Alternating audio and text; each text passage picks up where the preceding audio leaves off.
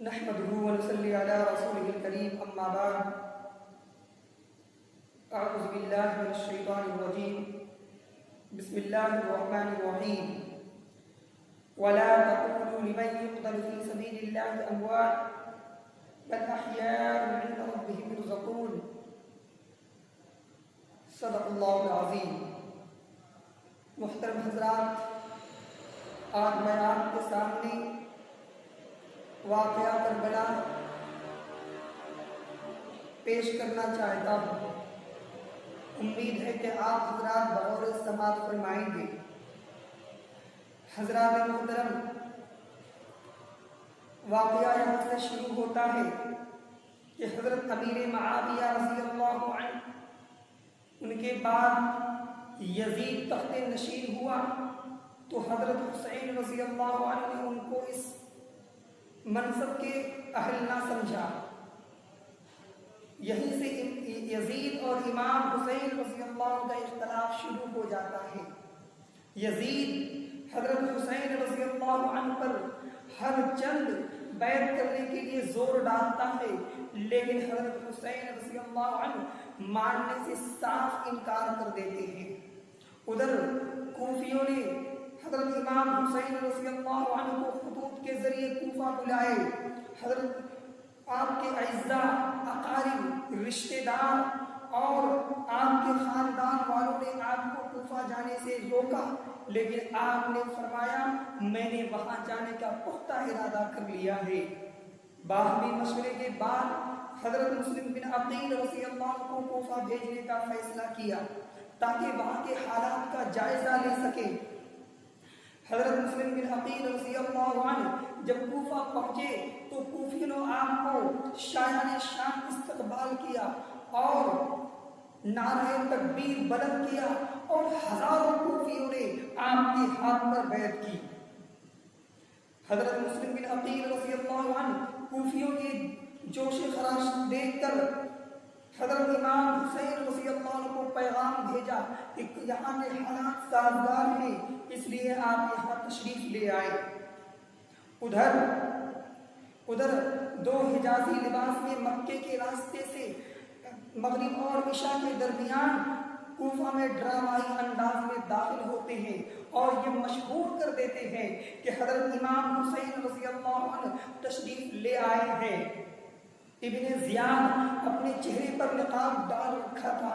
نقاب اتارتے ہی کوفیوں کے چہرے اتر گئے، اور کیونکہ وہ ابن زیاد بہت بڑا ظالم اور جابر حکمراں تھا. حضرت مسلم بن عقیل رضی اللہ عنہ کے راستے میں آنکھیں بچھانے والے اب کوفی حضرات آنکھیں چرانے لگے. ابن زیاد نے مسلم بن عقیل رضی اللہ عنہ کی گرفتاری کا اعلان کر دیا. اس کے بعد انہیں گرفتار کر کے ان کو شہید کر دیا گیا. حضرات محترم، ادھر حضرت حسین رضی اللہ عنہ 27 رجب کو اور 40 ہجری کو مدینے سے روانہ ہوتا ہے اور راستے میں انہیں عربی شاعر، ایک مشہور عربی شاعر سے ملاقات ہوتی ہے. حضرت حسین رضی اللہ عنہ نے پوچھا، کوفیوں کے حالات ان سے پوچھے.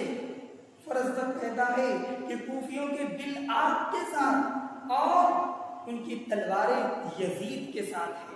آگے چل کر ایک مقام پر آپ کو حضرت مسلم بن عقیل رضی اللہ عنہ کی شہادت کی المنان خبر ملتی ہے. یہی وہ جگہ ہے جہاں پر آپ رضی اللہ عنہ نے آگے نہ جانے کے بارے میں سوچا، لیکن مسلم بن عقیل رضی اللہ عنہ کے خاندان والے بضد ہو گئے کہ ہم انتقام لیے بغیر واپس نہیں جائیں گے یا خود ختم ہو جائیں گے. اس پر حضرت حسین رضی اللہ عنہ نے فرمایا ان کے بغیر اب زندگی میں کوئی مزہ نہیں. لہذا یہ حق و صداقت کا یہ قافلہ ایک میدان میں پہنچتا ہے. حضرت حسین رضی اللہ عنہ نے پوچھا یہ کون سی جگہ ہے؟ بتلایا گیا کربلا. حضرت حسین نے فرمایا کربلا یعنی غم اور آزمائش کی جگہ. حضرات محترم، یہ بے شک وہ جگہ اولاد رسول کے لیے غم اور آزمائش کی جگہ تھی۔ سال محرم الحرام کو آل رسول کا پانی بند کر دیا گیا، دشمنوں نے گھیرا ڈال دیا، موت کے سایہ گہرے ہوتے چلے گئے، خطرات بڑھنے لگے، خدشات اور وسوسوں نے حقیقت کا بھیس بدل لیا۔ حضرت امام حسین رضی اللہ عنہ نے ایک رات دشمن سے مہلت مانگی، اس لیے نہیں کہ ارباب اقتدار سے سمجھوتا کر لے یا کہیں سے کوئی امداد طلب کر لے یا ڈر کر راہ فرار اختیار کر لے، بلکہ اس لیے تاکہ اپنے رب کو راضی کر سکے۔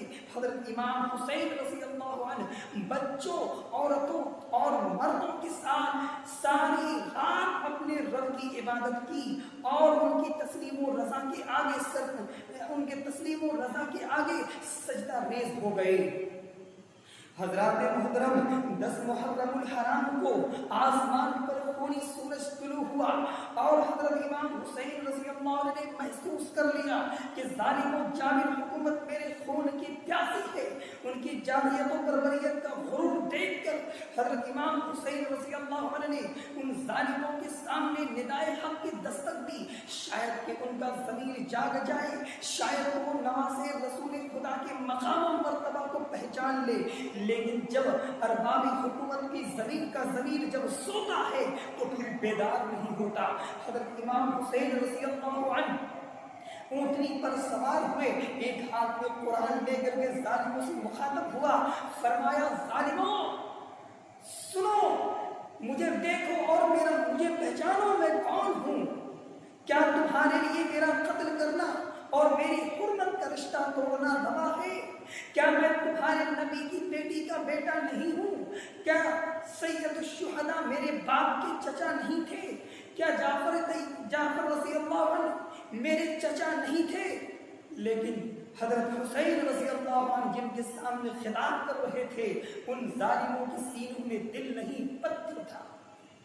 حضرات محترم، تاریخ بڑے بڑے بہادروں سے بھری پڑی ہے، لیکن حضرت حسین رضی اللہ عنہ جیسا بہادر نظر نہیں آتا، جن کے سامنے پورا خاندان تہ کر دیا جاتا ہے۔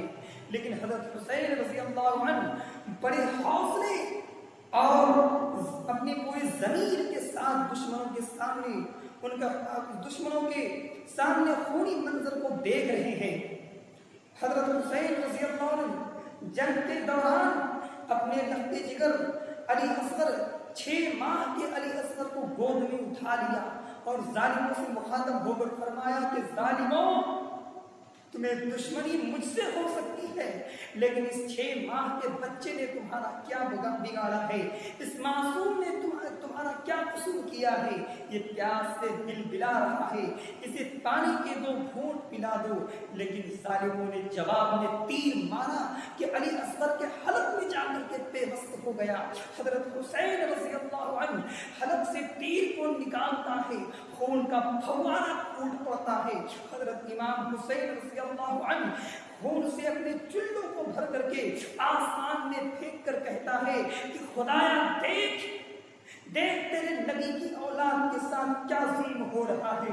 حضرت حسین رضی اللہ عنہ دشمنوں اور ظالموں کے سامنے بڑی مردانگی اور بہادری کے ساتھ بہادری کا مظاہرہ کر رہے ہیں، لیکن کب تک میرے دوستوں، کب تک دشمنوں کے گھیرے میں آ گئے۔ ایک ازلی بدبخت آگے بڑھ کر کے آپ کے سینے مبارک پر سوار ہوتا ہے اور آپ کے سر مبارک کو قلم کر کے نیزے کی نوک پہ لے آتا ہے۔ محترم حضرات، دشمنوں نے اسی پر اکتفا نہیں کیا بلکہ اولاد رسول کے مقدس جسموں پر گھوڑے توڑا دیے۔ جب یہ منظر خیموں میں موجود عورتوں نے دیکھا تو چلا اٹھی۔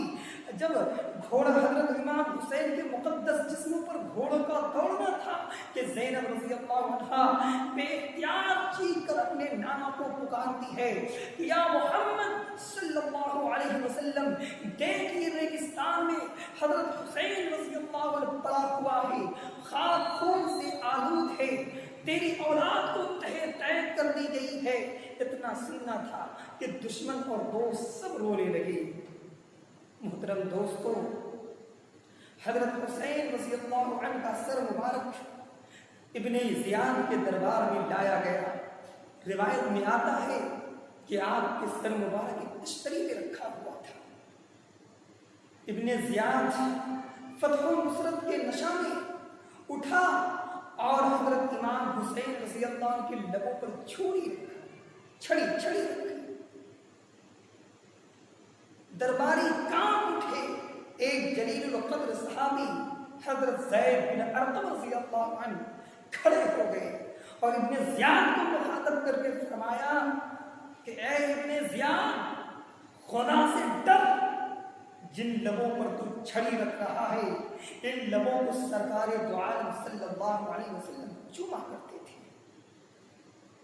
محترم حضرات، حضرت امام حسین رضی اللہ عنہ نے اپنی جانوں کی قربانی پیش کر کے پورا قیامت تک کے لیے عالم اسلام کو بلند کر دیا۔ اگر حضرت امام حسین رضی اللہ عنہ چاہتے تو اپنی جان بچا سکتے تھے، لیکن مقصد جان بچانا نہیں تھا بلکہ اسلام کی قدروں کی حفاظت مقصد تھا، جو جان بچانے سے نہیں بلکہ جان دینے سے حاصل ہو سکتا تھا۔ حضرت امام حسین رضی اللہ عنہ دنیا کی نظروں میں سب کچھ لٹا دیا لیکن خدا کی نظروں میں سب کچھ پا لیا۔ اسی کا نام حسینیت ہے اور یہی نواسے رسول کا درس ہے کہ خاندان تہ ہوتا ہے تو ہو جائے، اولاد کٹتی ہے تو کٹ جائے، رنج و الم کے پہاڑ ٹوٹتے ہیں تو ٹوٹ جائے، جان جاتی ہے تو چلی جائے، لیکن نبی کا دین جھکنے نہ پائے، نبی کا دین خطرے میں نہ پڑے۔ ستم شعار تو دنیا سے مٹ گئے لیکن جبی دہر پہ یاد حسین باقی ہے۔ وآخر الدعوانا الحمدللہ۔